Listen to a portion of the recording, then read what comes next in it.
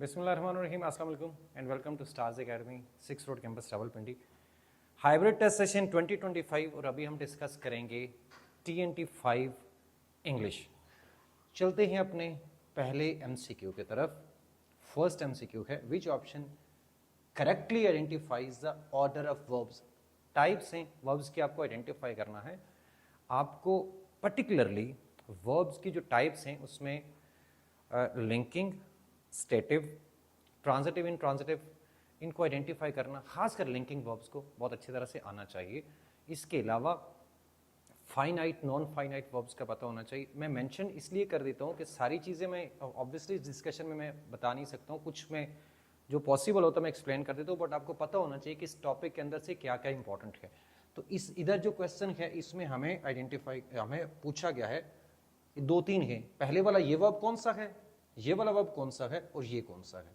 देखिए ये जो टर्न है ना, टर्न आपका तीन तरह से वर्ब यूज हो सकता है। आपका ये लिंकिंग भी हो सकता है, आपका ट्रांजिटिव भी हो सकता है और ये इंट्रांजिटिव भी हो सकता है। ट्रांजिटिव इंट्रांजिटिव तो आपको आइडेंटिफाई हो जाएगा, लिंकिंग मुश्किल होगा आपको। लिंकिंग वर्ब का एक बात याद रखिए, लिंकिंग वर्ब अक्सर आमतौर पर 99% केसेस में आप उसको EZMR से रिप्लेस कर सकते हैं। अच्छा, ये जो टर्न है ये वाला क्या लिंकिंग है कि नहीं है, मैं टर्न से दो तीन सेंटेंसेस लिखता हूं। मैं कहता हूं द लीव्स टर्न्ड येलो। फिर मैं कहता हूं ही turned right. Then I say he turned his head.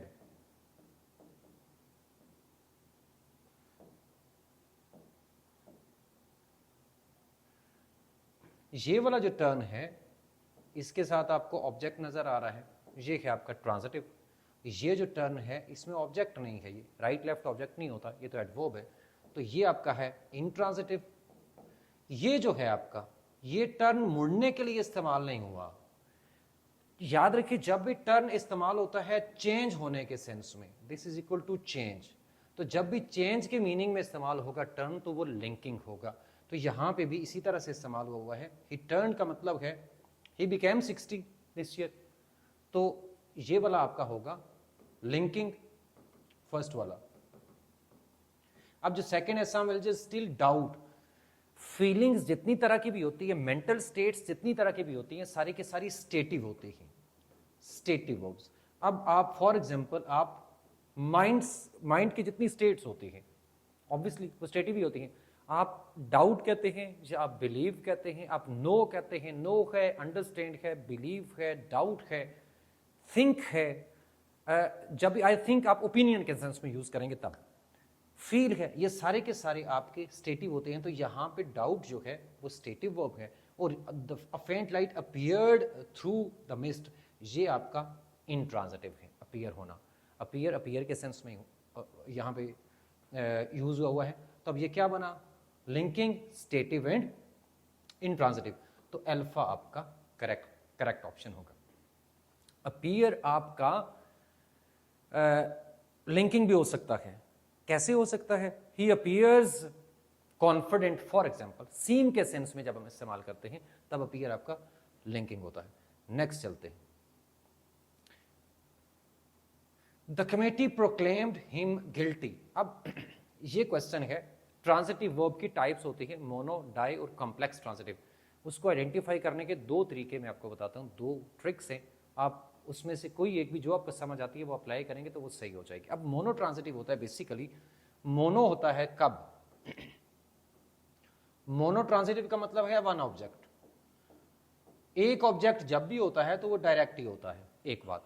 जो डाई ट्रांजिटिव होता है उसके अंदर क्या होता है, टू ऑब्जेक्ट्स। टू ऑब्जेक्ट्स का मतलब ये हुआ कि एक डायरेक्ट है एक इनडायरेक्ट है। और जो कॉम्प्लेक्स होता है उसके अंदर क्या होता है, उसके अंदर होता है आपका एक ऑब्जेक्ट होता है और एक उसके साथ कॉम्प्लीमेंट होता है। अब ये जो दो वर्ड्स लिखे हुए हैं इस वर्ब के बाद, एक ऑब्जेक्ट को तो आप आराम से आइडेंटिफाई कर लेंगे।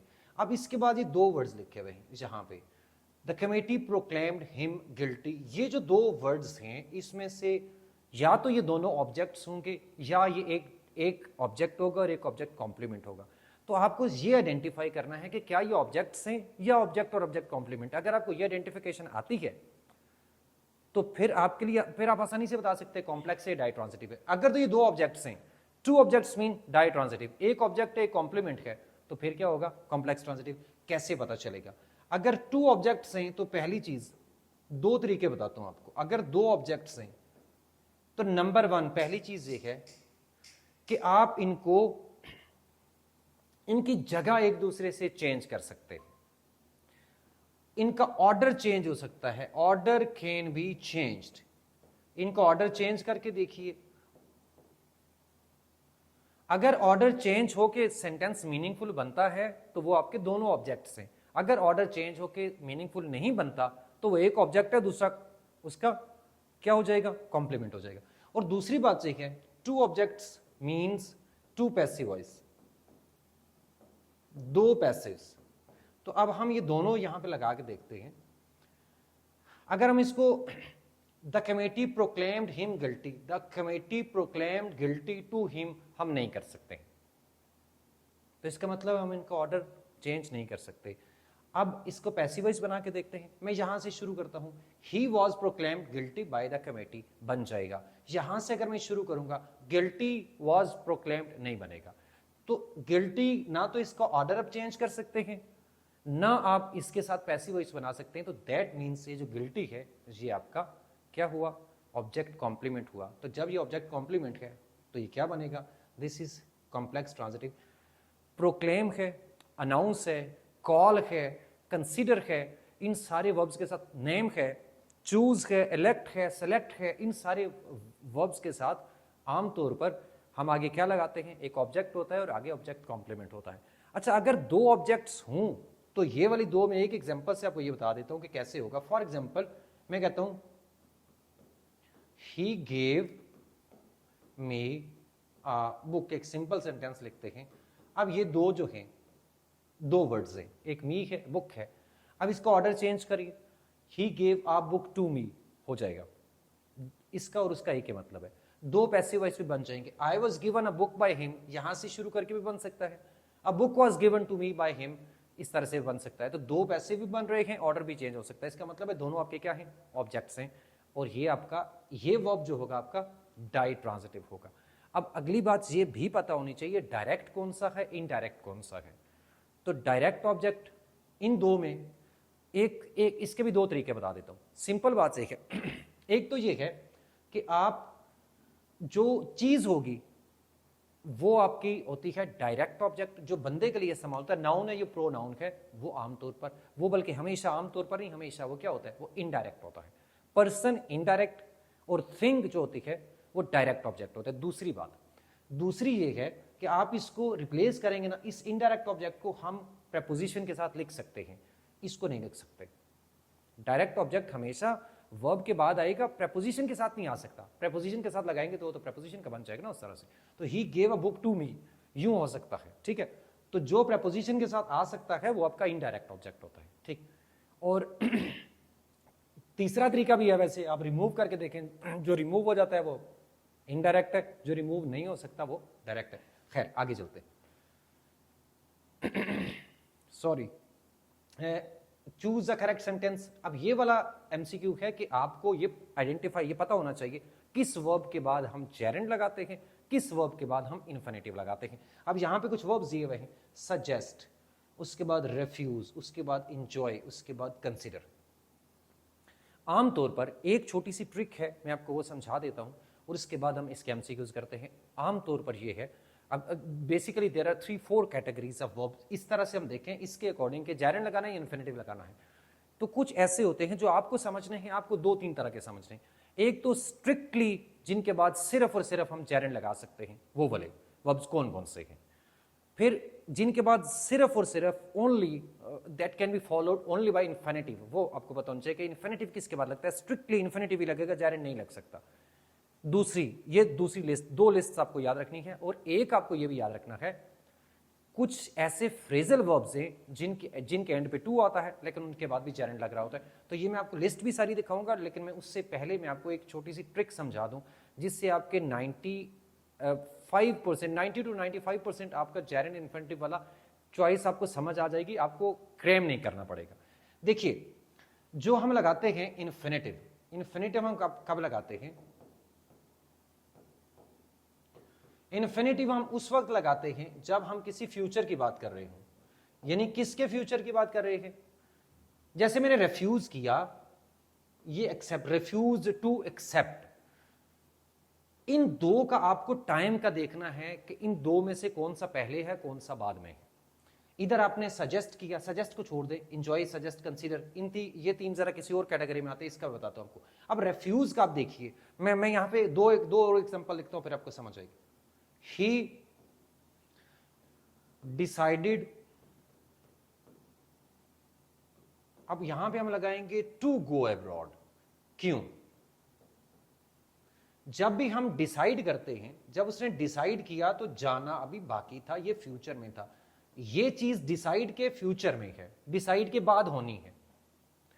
तो इस वर्ब के बाद अगर ये वाला एक्शन होना बाकी है तो ये इसका मतलब है इस वर्ब का ये फ्यूचर बना, तो हम लगाएंगे क्या? इन्फिनिटिव, तमाम चीजों के लिए। ही इज प्लानिंग, अब डिसाइड हम उस चीज के लिए करते हैं जो आगे होनी है, प्लानिंग किसकी करते हैं? वो चीज जो आगे होनी है, ठीक है।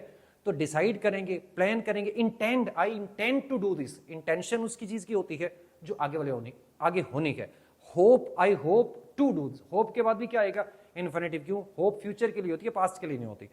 अगर कोई चीज पास्ट में हो चुकी है, यानी ये वाला काम इससे पहले हो चुका है, तो फिर हम क्या करेंगे? उसके लिए इन्फिनिटिव लगेगा, उसके लिए जेरेंड लगेगा। यानी जेरेंड हम किसके लिए लगाएंगे? जेरेंड बेसिकली शो करता है पास्ट की चीज को, पास्ट के लिए। फॉर एग्जाम्पल, मैं अगर कहता हूं आई मिस, अब मिस हमेशा उस चीज को किया जाता है जो पास्ट में होगी, आने वाली चीज को मिस तो नहीं करेंगे ना। तो जिसको मिस करेंगे वो मिस से पहले हो चुकी है, इसका मतलब है I miss playing with my friends, for example. तो अब क्या हुआ? अब यहां टू प्ले नहीं होगा, प्लेइंग होगा। क्यों? ये अब हो गया पास्ट। तो ये आपको एक चीज समझनी है, इन्फिनिटिव लगता है फ्यूचर वाली चीजों के लिए जो अभी होना बाकी होती है, और जेरेंड लगता है किसके लिए? पास्ट वाली चीजों के लिए। इसके अलावा कुछ वर्ब्स याद रख लीजिए, जब हम एक हैबिचुअल एक्शन की बात करेंगे या हम एक ऑप्शन की बात करेंगे, एज वन ऑप्शन किसी चीज का जिक्र करेंगे, फिर भी हम जेरेंड लगाते हैं। ये इसके अलावा एडिशनल बात है। जैसे ही सजेस्टेड, सजेस्ट के बाद हमेशा हम आईएनजी लगाते हैं, टेकिंग होना चाहिए, क्योंकि मैंने सजेस्ट किया, एक ऑप्शन, एक चीज का सजेस्ट किया।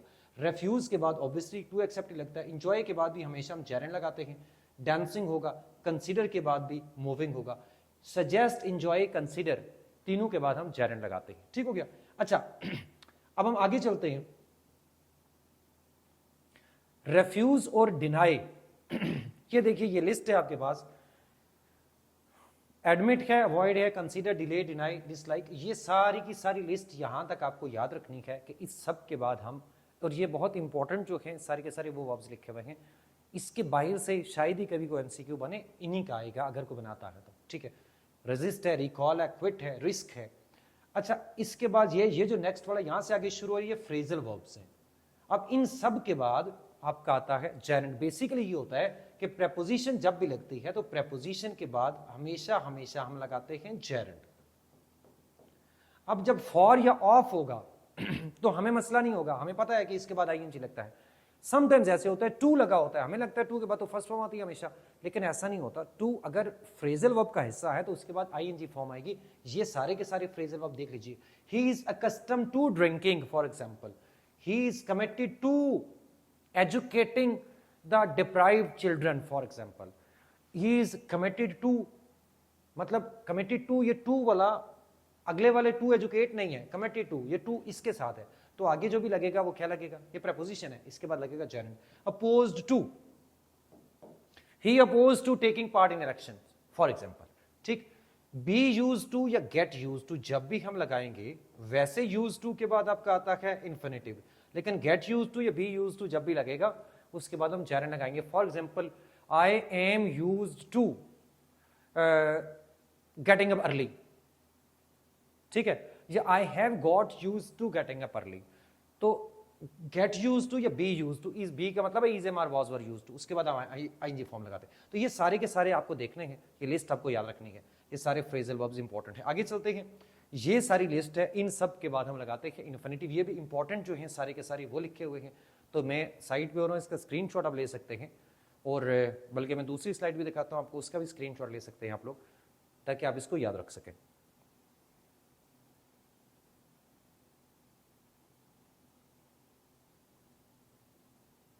This one you can take a screenshot, बाद में आपको काम आएगा। अब आगे चलते हैं, next MCQ. He denied to, again deny होता है हमेशा उस चीज के लिए जो पास्ट में हो गई, रिफ्यूज होता है उस चीज के लिए जो अभी होना है। मैं रिफ्यूज करता हूं आपका इनविटेशन, कल शादी का इनविटेशन में एक्सेप्ट नहीं करता, तो ये अगले के लिए है। मैं डिनाई करता हूं कि मैंने कल ऐसा काम नहीं किया था, डिनाई हमेशा पास्ट वाली चीज के लिए किया जाता है। तो डिनाई के बाद हम क्या लगाते हैं, डिनाई के बाद आईएनजी फॉर्म लगती है। ये वाला गलत है, स्टीलिंग होगा। शी इज अकस्टम टू के बाद वेकिंग अप अर्ली, ये सही है बिल्कुल। दे मैनेज्ड फिनिशिंग, मैनेज के बाद हमेशा टू लगता है, ऑब्जेक्ट टू के बाद आईएनजी लगता है, ठीक है। तो देख लीजिए, करेक्ट करना था इनकरेक्ट, इनकरेक्ट करना था तो सॉरी करेक्ट सेंटेंस चूज करना है, तो ये वाला होगा बीटा वाला। नेक्स्ट देखते हैं, ही इंसिस्टेड ऑन हैविंग। अच्छा, अब ये वाला जो है, ये आपसे ये पूछा गया है कि ये क्या ये जेरेंट फ्रेज है। सबसे पहले तो ये आइडेंटिफाई करें जेरेंट फ्रेज और इन्फिनिटिव फ्रेज।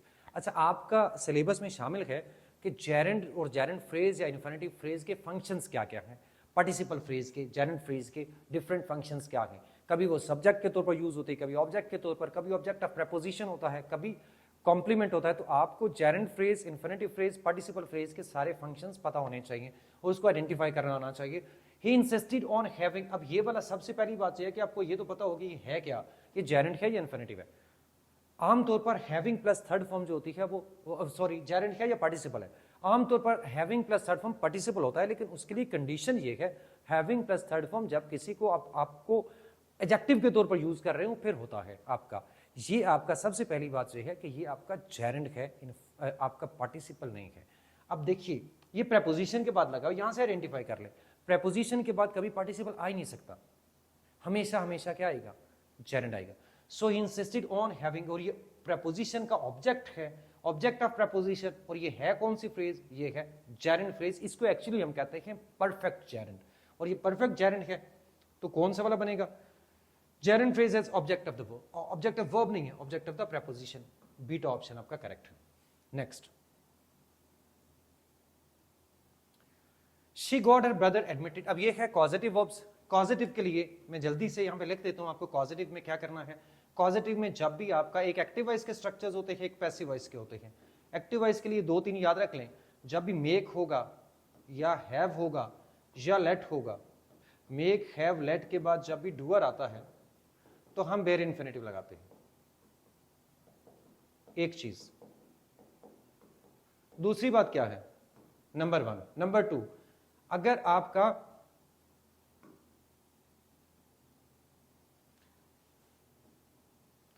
गेट के बाद डूअर आएगा, गेट प्लस डूअर, तो फिर हम लगाते हैं 2 + V1, फिर बेयर इन्फिनिटिव नहीं आता, सिंपल।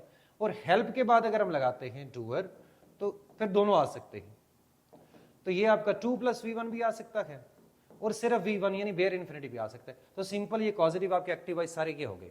दूसरी बात, पैसिव वॉइस की अगर हम बात करें तो पैसिव वॉइस के 2 स्ट्रक्चर्स होते हैं। अगर आप बी करेंगे, बी मेड या बी हेल्प्ड, एक तो ये याद रखने, he was made, he was helped, जब भी ऐसे लगाएंगे तो आगे 2 + V1 लगेगा। दूसरा स्ट्रक्चर ये है कि जब भी आप गेट लगाएंगे या हैव लगाएंगे, गेट और हैव के बाद जब भी नॉन डूअर आएगा, ये सबसे इंपॉर्टेंट रूल ये वाला है, जब भी नॉन डूअर आएगा तो आगे थर्ड फॉर्म लगेगी। बस इसका भी स्क्रीनशॉट आप ले सकते हैं, ये रूल्स हैं, आपने इसको अप्लाई करना है। कैसे, देखिए आप, शी गॉट हर ब्रदर, अब गेट लगा, हर ब्रदर एडमिटेड। अब ये एडमिट है, ये वर्ब एक्शन ये हो रहा है, क्या ब्रदर इसका डूअर है या नॉन डूअर है? डेफिनेटली नॉन डूअर है, क्योंकि एडमिट करने वाला काम भाई ने नहीं करना, वो तो स्कूल वालों ने करना है, कॉलेज वालों ने करना है या स्कूल वालों ने। तो ये आपका नॉन डूअर जब भी आएगा तो थर्ड फॉर्म आएगी, ये सही है। She had the children sleeping, अब ये हैव के बाद जब हम ये लगाया हमने, ये स्लीपिंग, ये डूअर है नॉन डूअर है? डूअर है। यहाँ आईएनजी फॉर्म क्यों लगी? पॉजिटिव में हम अक्सर डिस्कशन करते हैं कि इन्फिनिटिव, वेयर इन्फिनिटिव आएगा, इन्फिनिटिव आएगा, थर्ड फॉर्म आएगी। आईएनजी भी आ सकता है, कब आता है? जब किसी अक्षर में कोई कॉन्टिन्यूटी होती है। Children sleeping all the afternoon, through out the afternoon, यानी काफी देर के लिए ये एक्शन होता रहा, तो उस वक्त हम हैव और आमतौर पर हैव और गेट के बाद लगाते हैं, तो हम आईएनजी फॉर्म लगा सकते हैं। ये वाला सेंटेंस सही है। ही हैज टू हैज, अब हैज टू हैज नहीं आ सकता। क्यों नहीं आ सकता? इसलिए कि टू के साथ हम क्या लगाते हैं? हम लगाते हैं बेस फॉर्म। अब हैज आपकी बेस फॉर्म नहीं है। अगर आपको ये लगता है हैज बेस फॉर्म है और हैड सेकंड फॉर्म है, हैड थर्ड फॉर्म है, नहीं, ऐसे नहीं है। हैज आपकी वो वाली फॉर्म है जो एससीएस वाली फॉर्म होती है। अब हैव बेस फॉर्म होती है हैव, प्लस जो आपकी सेकंड फॉर्म होती है वो हैड होती है, जो आपकी थर्ड फॉर्म होती है वो हैड होती है, और उसके बाद टू, ये वाली आपकी हैव। तो टू हैव आपकी इन्फिनिटिव वाली होती है, हैविंग आपकी आईएनजी वाली होती है, हैज आपकी, आप इसको कह सकते हैं सिक्स्थ फॉर्म है जो कि एसईएस वाली फॉर्म होती है। जैसे गो का एस वाली फॉर्म होती है गोज, तो हैव की एस वाली फॉर्म कौन सी होती है? हैव्स नहीं होता, वो हैज होता है। ठीक, तो ये बात याद रखिए। तो हैज टू हैज नहीं होगा, हैज टू हैव होगा। She got the barber to trim, अब गेट आया पॉजिटिव, ये इस रूल्स को एप्लीकेशन बता रहा हूं। बार्बर ट्रिमिंग करने वाले एक्शन का डूअर है कि नहीं है? ये वर्ब है, तो बार्बर डूअर है, तो इसके बाद टू ही लगना चाहिए। ये भी सही है, ये भी सही है, ये भी सही, ये गलत है। आगे चलते हैं। हर greatest wish is to study medicine at Oxford, कौन सी वाली फ्रेज है? ये इन्फिनिटिव फ्रेज है। फंक्शन किसके तौर पर कर रही है? ये फंक्शन कर रही है कॉम्प्लीमेंट के तौर पर। ये लिंकिंग वर्ब है। इज एम आर के साथ जब कोई और वर्ब यूज नहीं हो रहा होता तो वो लिंकिंग वर्ब्स होते हैं। तो लिंकिंग वर्ब्स के आगे जो भी आता है वो आपका क्या होता है? वो आपका कॉम्प्लीमेंट होता है। हाँ, अगर एडवर्ब आ रहा है तो फिर कॉम्प्लीमेंट नहीं होता। एडवर्ब के अलावा कॉम्प्लीमेंट, याद रखिए, कॉम्प्लीमेंट आपका नाउन हो सकता है, नाउन फ्रेज हो सकती है, आपका एडजेक्टिव हो सकता है, एडवर्ब नहीं हो सकता। फॉर एग्जांपल मैं बोलता हूं ही इज हियर, तो अब यहां पे आपका हियर जो है ये आपका कॉम्प्लीमेंट नहीं है, क्योंकि कॉम्प्लीमेंट का मतलब है subject complement.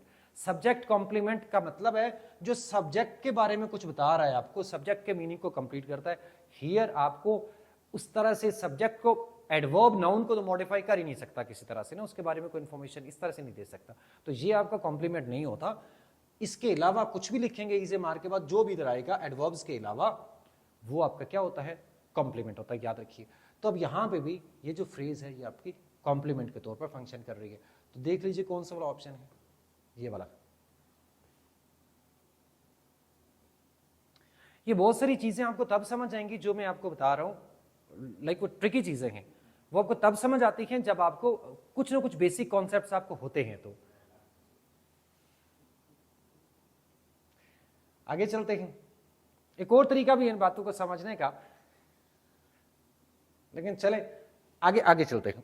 Which of the following, अच्छा हाँ याद आया एक चीज और, मेरा इरादा है कि मैं किसी एक दिन, किसी एक वीकेंड पे मे बी इंग्लिश का एक मैराथन सेशन, 1 या 2 सेशंस में करूंगा, जिसमें मैं आपको जितने सारे जो इंपॉर्टेंट चीजें हैं वो सारी की सारी, लाइक वो डिस्कशन में मैं लाइव सेशन करूंगा, and that will be open and free for everybody, चाहे कोई भी है, चाहे कोई स्टूडेंट है हमारा नहीं है। वो मैंने लास्ट ईयर भी किया था, इस समय मैं ऑनलाइन ही करूंगा, ऑन कैंपस नहीं करूंगा। बट उसमें ये होगा कि हम लाइक 6 आवर्स में, मैं तो सारी इंग्लिश खैर मैं वैसे मैं कर लेता हूँ, करा देता हूँ सारे का सारा सिलेबस 6 आवर्स में, 200 MCQs।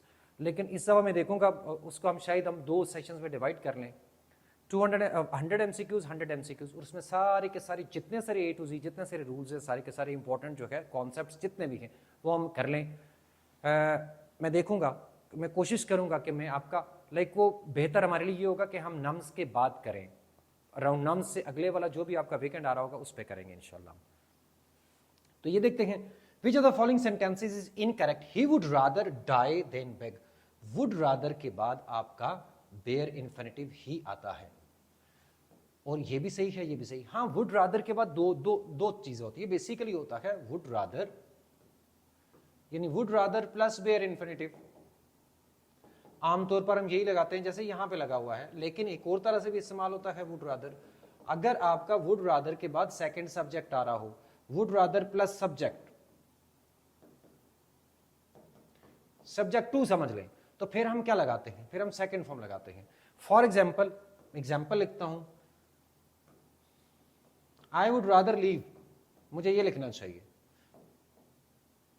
वुड रादर किसको शो करता है? प्रेफरेंस को शो करता है। I would rather go now या लीव। अगर मैं लिखूं आई वुड रादर यू, मैं आपके लिए लिखता हूं, अब ये सब्जेक्ट आ गया सब्जेक्ट टू, तो फिर मुझे क्या लिखना पड़ेगा? गो नहीं लिखूंगा मैं, यू वेंट लिखूंगा। ठीक है, तो ये वुड रादर का स्ट्रक्चर याद रखिए। It is time that, it's time that के बाद इट्स हाई टाइम के बाद हम क्या लगाते हैं? सेकंड फॉर्म लगाते हैं, V2 लगती है, ये सेंटेंस सही है। इट्स अबाउट टाइम भी होता है, इट्स टाइम भी होता है, इट्स हाई टाइम भी होता है। वुड दैट, अब ये वुड दैट शो करता है किसको? वुड दैट का मतलब है अनरियल। आपको दो चीजों का अच्छे से पता होना चाहिए, अनरियल पास्ट क्या होता है, अनरियल प्रेजेंट क्या होता है। अनरियल पास्ट के लिए हम लगाते हैं क्या? अगर अनरियल पास्ट होगा तो हम लगाते हैं had plus third form, had plus V3। और अगर अनरियल प्रेजेंट होगा तो फिर हम क्या लगाएंगे? हम लगाते हैं अनरियल प्रेजेंट। अनरियल प्रेजेंट होगा तो हम लगाएंगे V2 या वर, ये हम लगाते हैं, ये V3 है।